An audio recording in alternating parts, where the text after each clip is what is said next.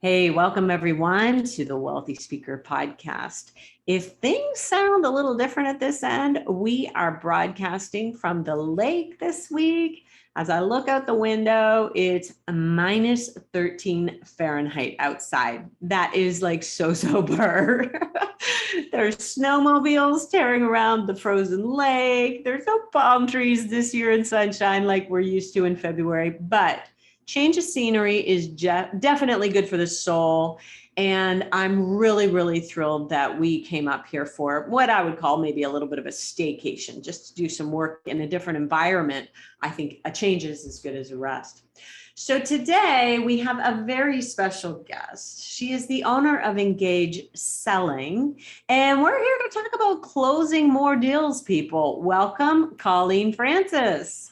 Hey, Jane. It's wonderful to be here. I know you're in the polar opposite of what's going on up here in the frozen tundra. Well, it's cold here for Floridians, right? Like I think I woke up to 60 this morning, which means that people are putting on socks. They're freaking out. I think it's hysterical because I go for a run in my shorts. No. Sorry. Tell everybody though about where you started in your business and kind of where you've grown in your business and are today. And I'll give a little bit later. I'll talk about. I want to hear too about kind of your lifestyle choices that allow you to kind of live the life of your dreams. But let's just talk about the very early days. Tell me about that. How long ago was that? 21 years ago. I actually started my business in August of 2001, pretty much exactly 1 month before the 9/11 attacks. And so, for most speakers, if you're listening to this and you were a speaker back then, outside of course, the terrible loss of life and all of what happened to people's businesses, right? And I was just starting my business when all that happened. So it was somewhat pandemic-like, actually, in terms of the chaos that ensued after the fact. In no way are we talking about the same thing, the terrorists. No. The business. So you start. And then September 11th happens. And so what do you do? Like, do you use that time just to get your foundations more in place or what? Well, I think like any crisis that, my business has gone through, we've been through a couple of financial crises. We've been through COVID. We, started in the middle of a crisis. You have to look for opportunities, right? Because there's always opportunity. So the opportunities for me at that beginning time were all local, because no one was traveling at the time, and I was new. It gave me an opportunity to network really heavily in my local community in Ottawa and build relationships, make a lot of calls, and work on building that. No, I don't want to say building on the content because I wasn't doing that at the time. I was really building my network and just working with people. Okay. Which is really not a bad plan anyway in the early days, getting out and letting people know that this is what I'm doing now. And okay. So you decided from the get-go, that selling was going to be your expertise and topic?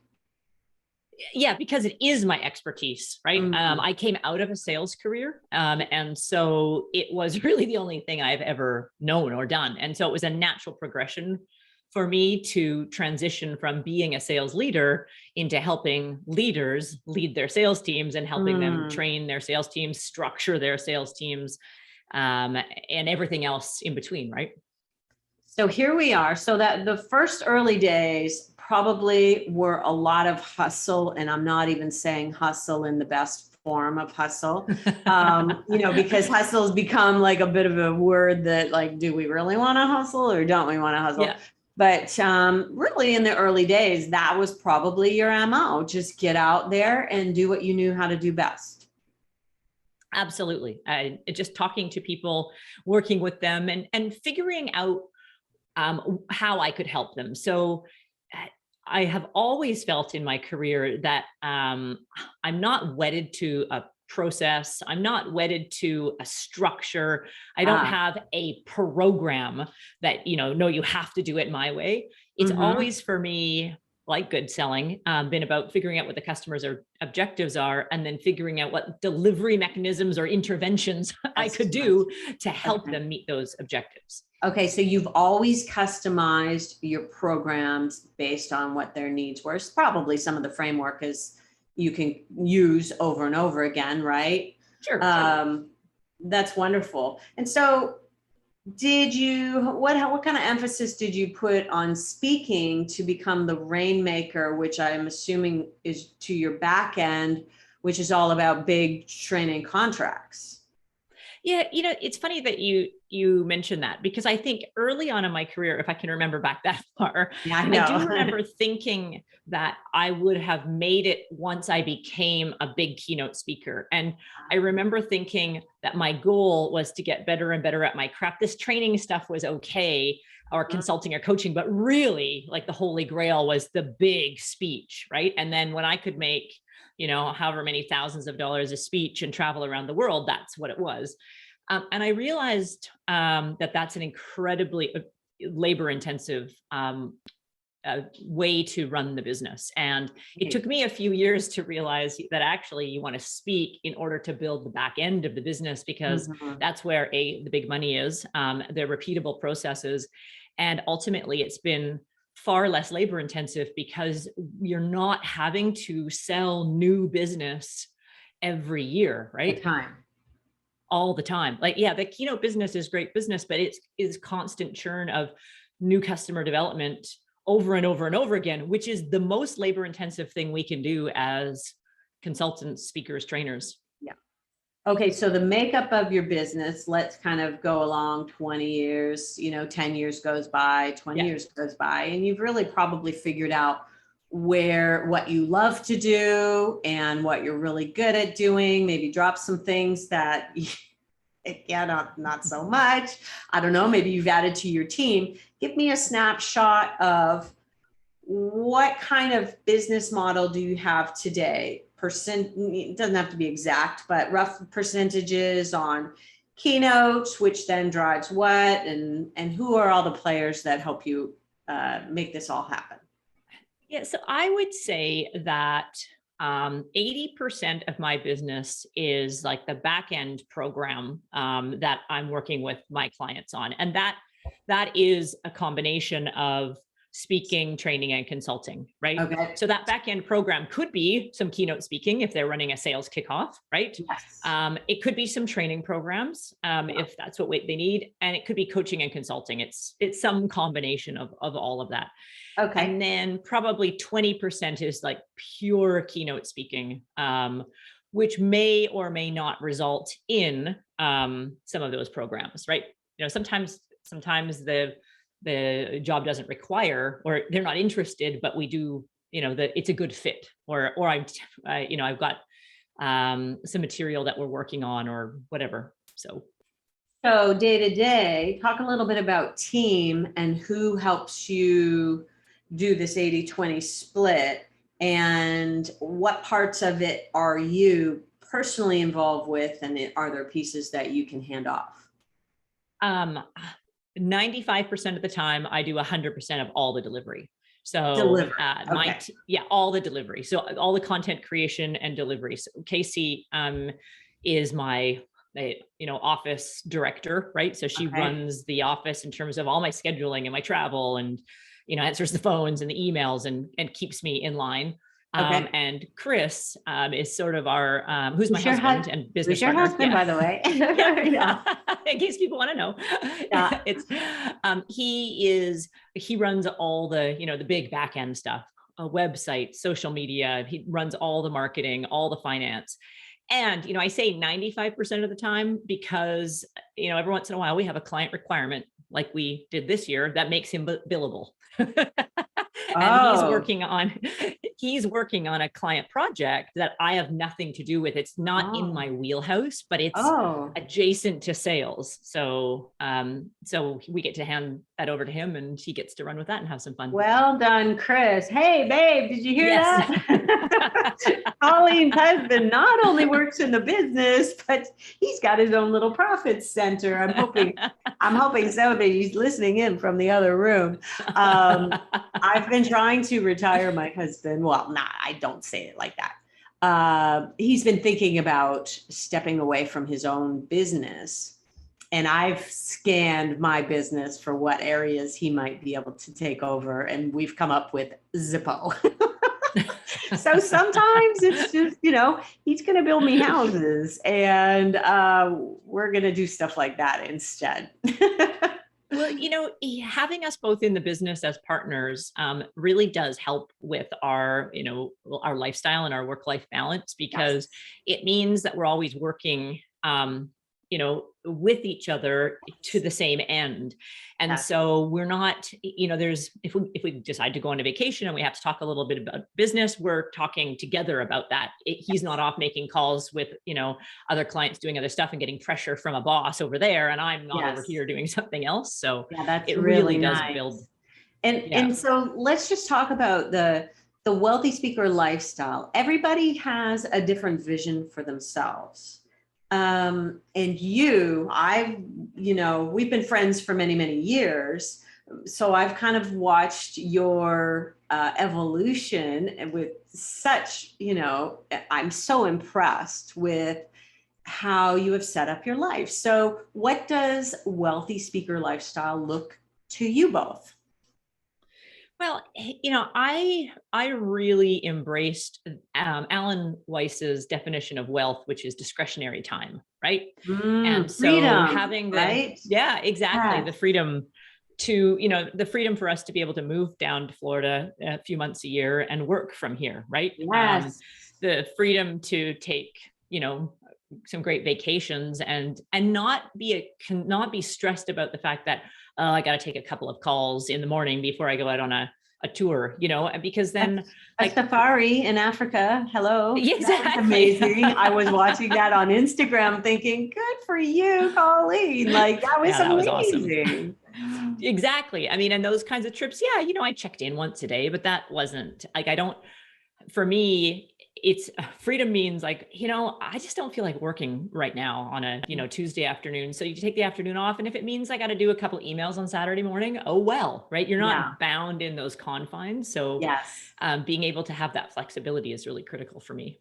I love that. And I love that you have a home in Ottawa, which you come back to in the summertime, and a place in Florida, which is just, I find when I go down there in the winter time, it feels like you're playing hooky from school or something. You're on the golf course on a Wednesday afternoon and it's sunny and it's beautiful. And to me, it just feels like some sort of steal. Like I'm so excited that I can be here.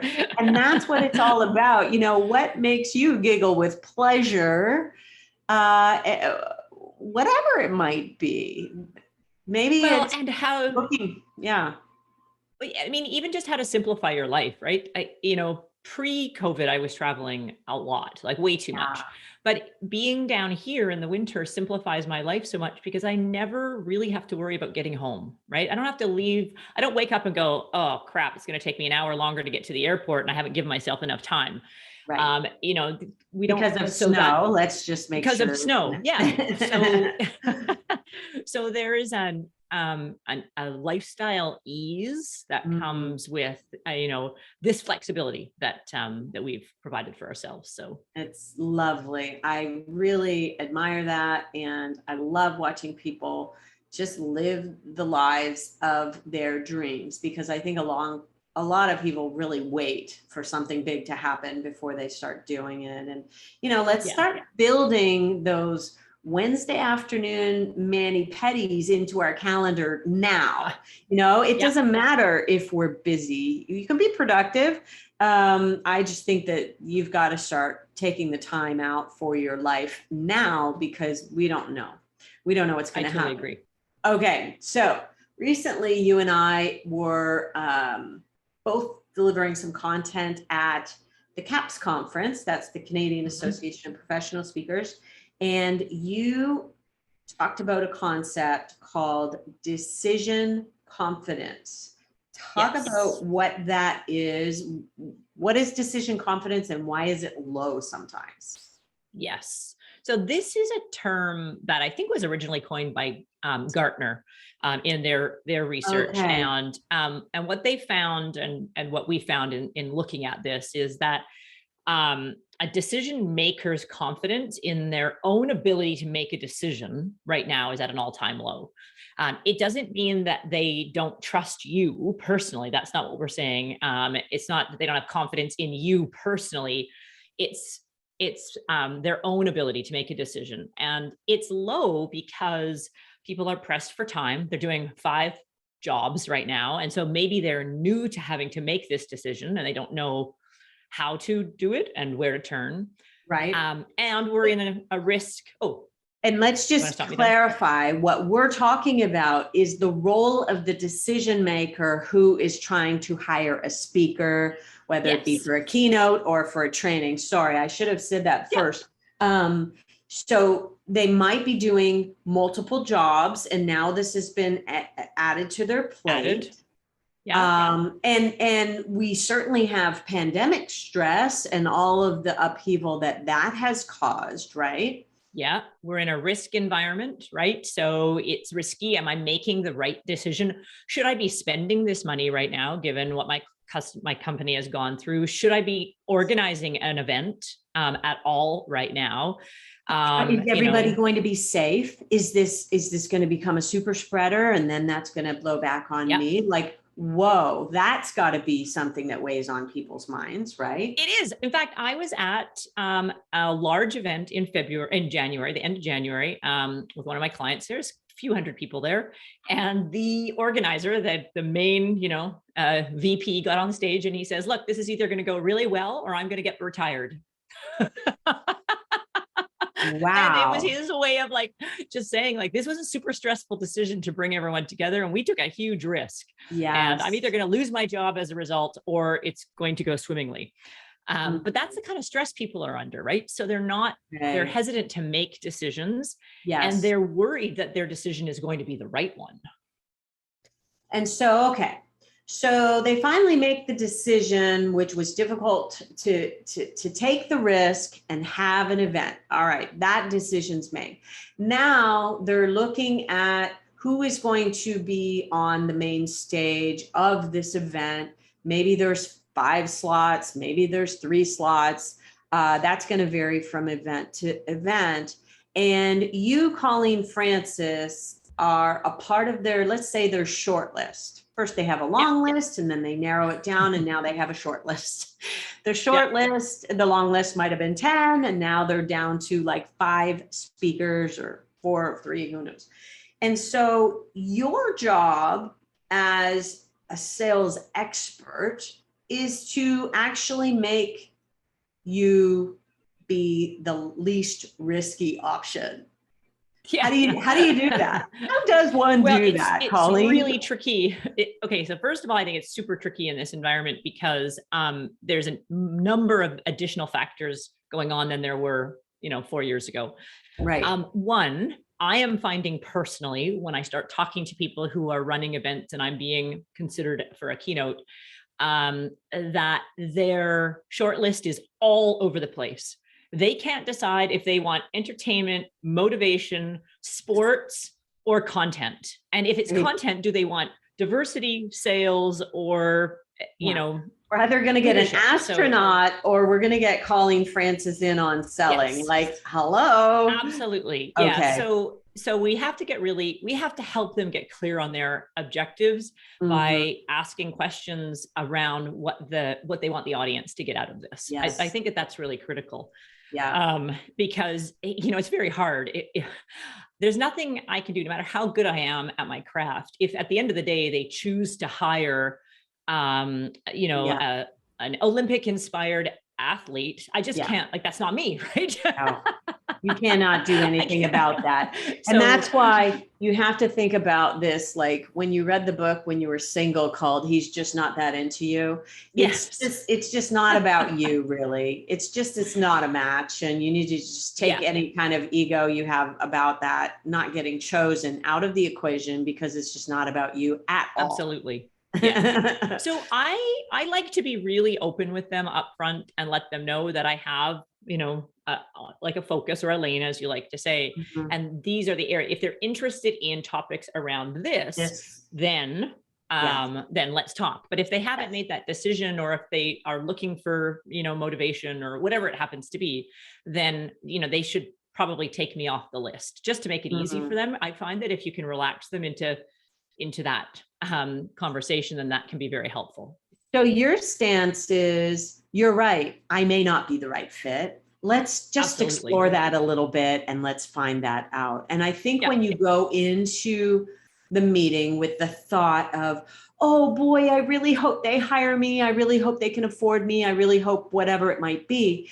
If you switch that thought over to, let me see if this is a great fit, and I'm excited if it is. That could be just a whole different manner of your entering into a negotiation, because if you're not a right fit, you really don't want to put yourself in that position anyway.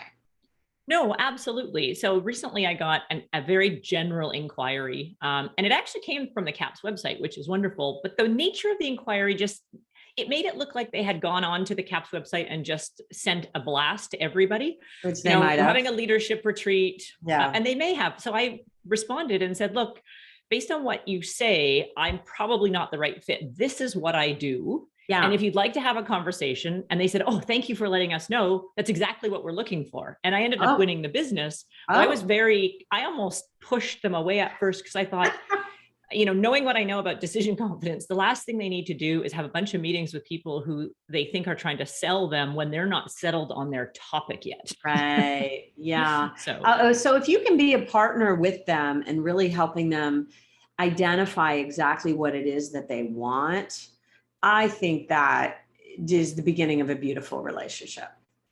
Yeah, absolutely. Yeah. So Absolutely. you're asking good questions. How do you want people to feel when you leave? What are some other questions that might get you to that point where you can really address whether or not, what topic they actually want? Is there a question or two that you ask all the time?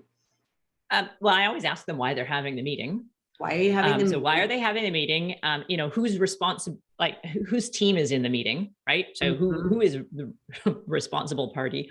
Yeah. And I don't ask how they want them to feel. I ask them what they want to do differently. Like, what do you expect people to do differently as a result of being there? Or what do you expect to change? That's good. Because my work isn't always about making people feel good about where they're at. It's about showing them that they can leverage where they're at to be better. And sometimes, Yeah, good point. Good point. I'm all about the feelings. You know me, mushy, mushy, mushy. No, that's just not true. Okay.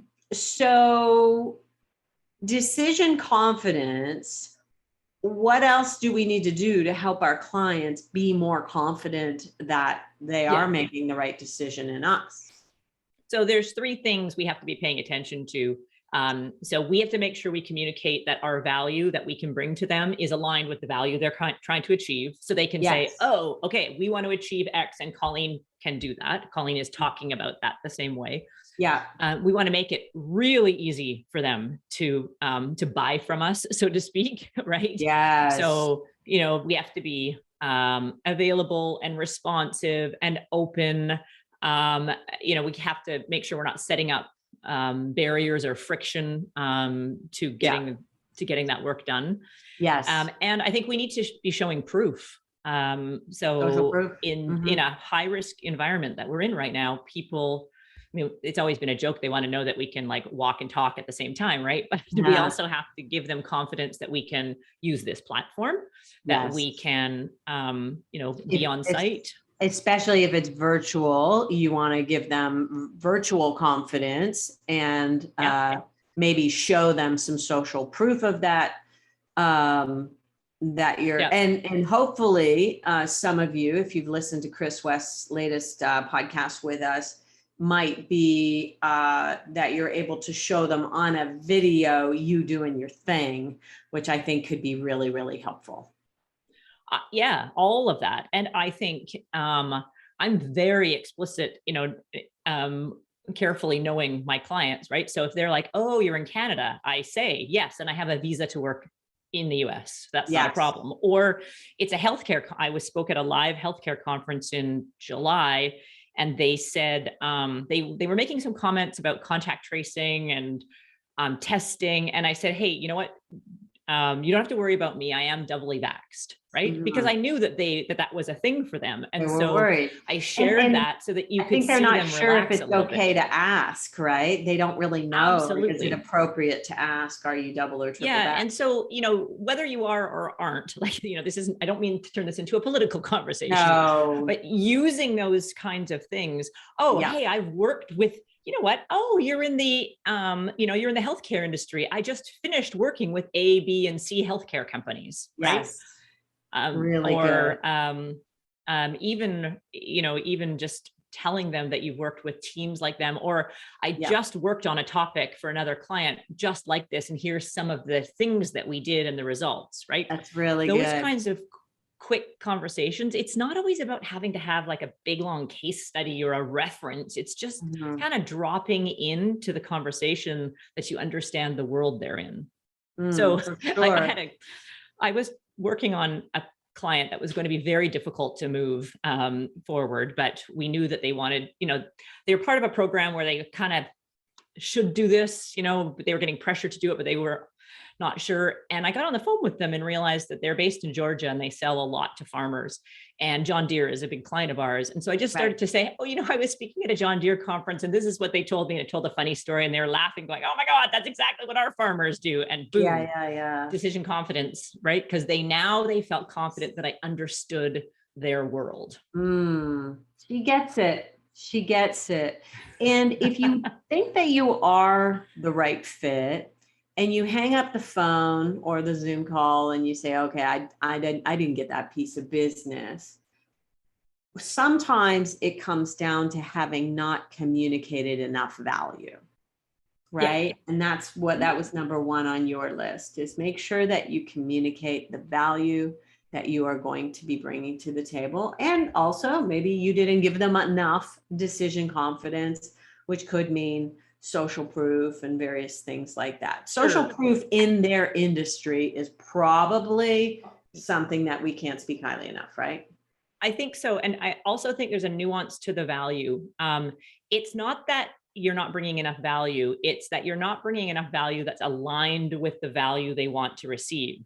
So I can bring huge amounts of value when it comes to sales. And I could talk till I'm blue in the face about clients who are making millions and millions more. Right. But if their focus is on how to, be a better project manager, and that's where they want the value, I've completely misaligned my value with what's important to them. And so that's the critical piece, right? You have to be able to tie it back to what's going on in their head. Yeah. So, we always talk about picking a lane and this. Are you happy that you have stayed in your lane, and how advantageous has that been for you in your business, looking back over a 20-year career? Yeah, I honestly think it's the best thing that has ever happened to my business. And for a couple of reasons. I have never suffered a business slowdown during any of the crises that we have had, because financial crisis, COVID, companies double down on what they're doing to help their sales teams. And so we grew during the, 2008 financial crisis, the tech bubble meltdowns, and during COVID, none of my clients canceled. They all just said, well, I guess we're going to have to figure out how to do this online, because they couldn't afford to not have their sales teams do it. In fact, we saw growth because people were investing heavily there to keep people motivated and with new ideas. So I love that. All right. So let's go back to the day before 9/11 when you were starting your business. Yeah. And when, let's say, you're 6 months in, a year in, your very, very first year, if you were to give yourself a little pep talk to the person who was running the business back then, based on what you've known and learned over 20 years, what would you tell yourself? Yeah, so for me, it would be all around fees. So Mm. I wish I had been more flexible, that I didn't buy into this concept of like fee integrity to the point of detriment. And I wished I had pushed a higher fee incrementally over time and didn't get sort of stuck in this, well, I'm a new speaker, so I can only charge X. Oh, I had a interesting. really interesting wake up call that snapped me out of this. And I can't remember exactly when it was, but I remember where I was. I was at keynote speaking for a big major bank. I was charging whatever, my fee was at the time. Yeah. And there was a speaker who I didn't know. We were chatting, and he was a brand new speaker, like way newer than me. Mm-hmm. And he had been the HR manager, VP for a large pharmaceutical company who booked speakers. And he said to me, well, I charge $10,000 because that's what I used to pay speakers. So I figured that that's what speakers charged. And I remember I was probably charging a third of that and going, Oh. oh, what the hell? I guess, oh, that's Mm. that's really interesting. And Oopsie. so 10 years ago, 12 years ago now, I got some advice that was every time you put a proposal out, raise your fee by 10% and see what happens.